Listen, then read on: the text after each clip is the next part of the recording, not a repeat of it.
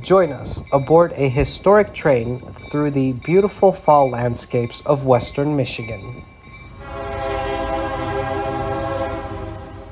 Hey everyone, it's me Tom. Welcome to a brand new Trains Are Awesome video. I'm in Coopersville, Michigan, not too far from Grand Rapids, and these tracks are the Coopersville and Marne Railway. This is a tourist railroad, a heritage railroad right here in West Michigan, and I've heard about them, have always wanted to ride them, and today finally my in-laws took me and Lindsay here to ride a train for my birthday. So big thank you to my mother and father-in-law for making this day happen. It's a gorgeous October day, so the fall scenery is going to be beautiful.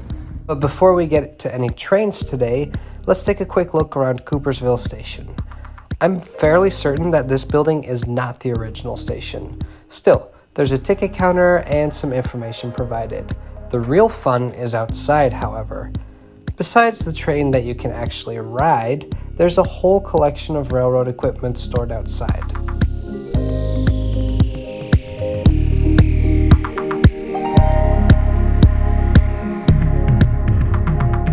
Our train today was made up of a locomotive, which I'll show you in a little bit, 3 passenger cars, and a caboose.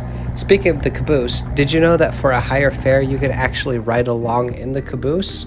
I want to come back here someday and do that. That just sounds epic. Today we were in a passenger car. Specifically, the car that we were in was built for the Canadian National Railroad. The other 2 cars in our consist were built for the Erie, Lackawanna, and Western Railroad. All these passenger cars have been extensively renovated by the Coopersville and Marne Railroad. The renovation included installing toilets. Unfortunately, they are not wheelchair accessible yet, but that is scheduled to change in the near future. I'll explain more in a little bit.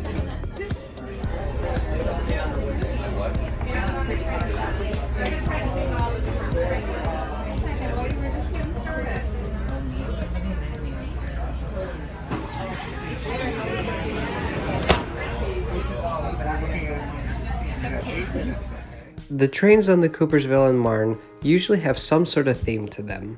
Our October excursion was called the Pumpkin Train, so the train was decorated with a few fall things here and there.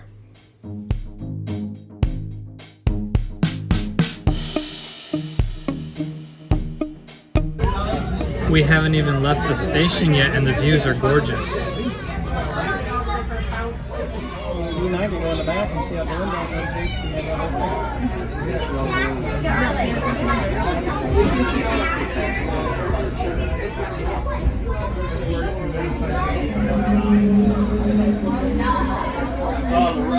Our journey today will be 7 miles in each direction.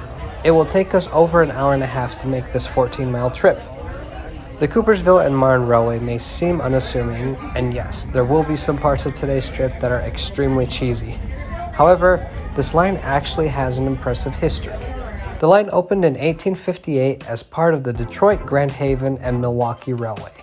This line connected Detroit with Milwaukee using a train ferry from Grand Haven, Michigan. The railway line eventually became part of the Grand Trunk Western Railroad. It was one of 2 main cross-Michigan lines, both which intersected in Durand. In the 1930s, the ferry was moved from Grand Haven to Muskegon. In 1978, it stopped sailing altogether. The railway line was closed in 1955 for passengers, and much of the track was removed by 1975. That does not mean that none of the line is still in use today. Remnants are used by the Coopersville and Marne, the Grand Rapids Eastern, Great Lakes Central Railroad, and the Canadian National. In fact, the easternmost section between Pontiac and Detroit is used by Amtrak Wolverine trains. Zooming in on the Coopersville and Marne, we can basically divide the line into 2 sections. The western 7 miles from Coopersville to Marne are used by tourist trains like the one we're on today. The eastern side of the tracks connect Marne to a junction in Grand Rapids with the Grand Rapids Eastern, Marquette Rail, and CSX. This side actually still runs freight trains today. Occasionally, a train will carry lumber from the junction down to Marne. The same locomotive is used for both passenger runs and for these freight runs. My name is Sue. I'll be your conductor today. I get you helping with the PowerPoint.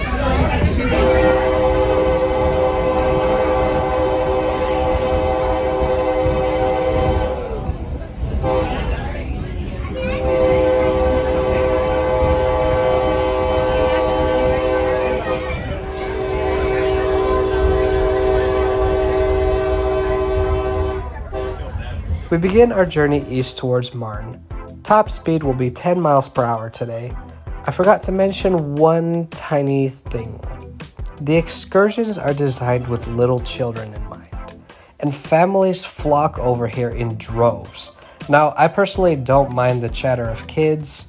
It's nothing that a blast of the train horn won't mute for a second. But if that does bother you, keep that in mind before you consider booking tickets online. What I needed a little bit more time for to mentally adjust to was the entertainment that the railroad had in store for the kids. Hello. We got some songs for you. Yeah, we got some songs. My first one is about autumn leaves, and I love orange leaves. Yellow, orange, and brown. Orange leaves are falling down. Falling down, falling down. Orange leaves are falling down. Fall to the ground. Really, I don't want to make fun of these girls. If I think back to when I was 3 or 4 years old, I know I would have loved it too. Although, maybe the bird would have kind of scared me. Don't get me wrong, we all definitely cringed at the performance and had a good laugh afterwards. But hey, at least they're passionate about bringing a smile to these little kids. They certainly seemed like some very passionate individuals. We're going over a bridge.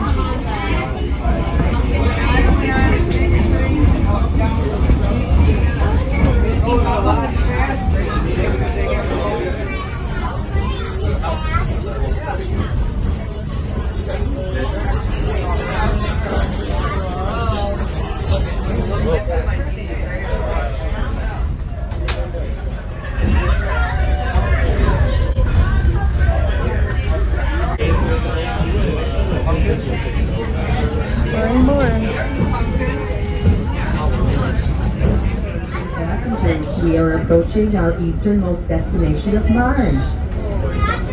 While we are here, the engine will uncouple from the east end and travel along the siding, which is an extra pair of rails you will notice off the north side of our car, which is sitting on the north side. And at that time, when the engine passes, you're going to want to be paying attention, kids, because you want to make sure you wave at the engineer and the brakeman, because what they're going to do is come around on the pass the switch and switch over to our track and then attach to the end of our car at the side, the caboose. After that wonderful explanation from the conductor, my turn to explain this car we see in front of us. As you can see, there's a giant wheelchair symbol. This is a new rail car that will be accessible to passengers in a wheelchair. It was dedicated in November 2022.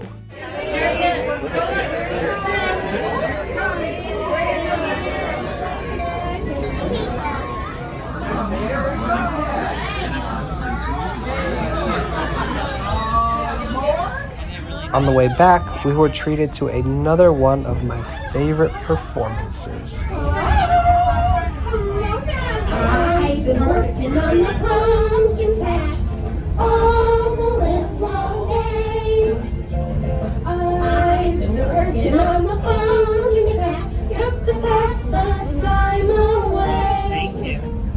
I have done a lot of rolling to be get one?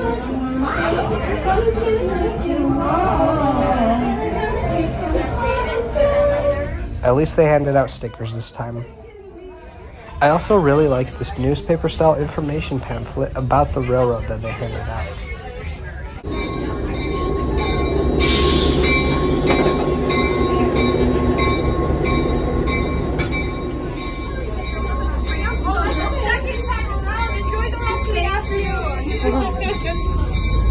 Enjoy the afternoon. Thank you. We're back at Coopersville, and it's time to see the locomotive switch back to the front of the train. The pumpkin train ran every 2 hours on weekends in October. This locomotive is an SW9 switcher, originally used by the Grand Trunk Western in Jackson, Michigan. The switching nature of the locomotive is probably what limits speeds to 10 miles per hour, though I can't imagine that the track is in high-speed condition either.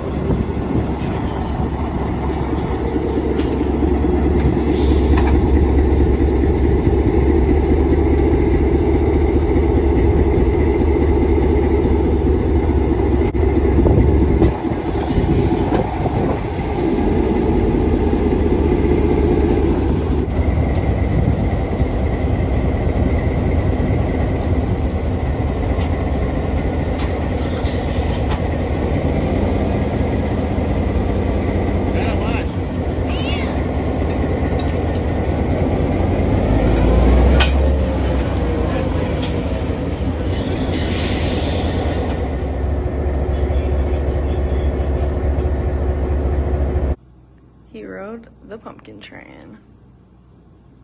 That was a fun little trip, a great West Michigan experience. The ride took about 90 minutes and it goes very slowly, but especially now in the fall, the scenery is just gorgeous.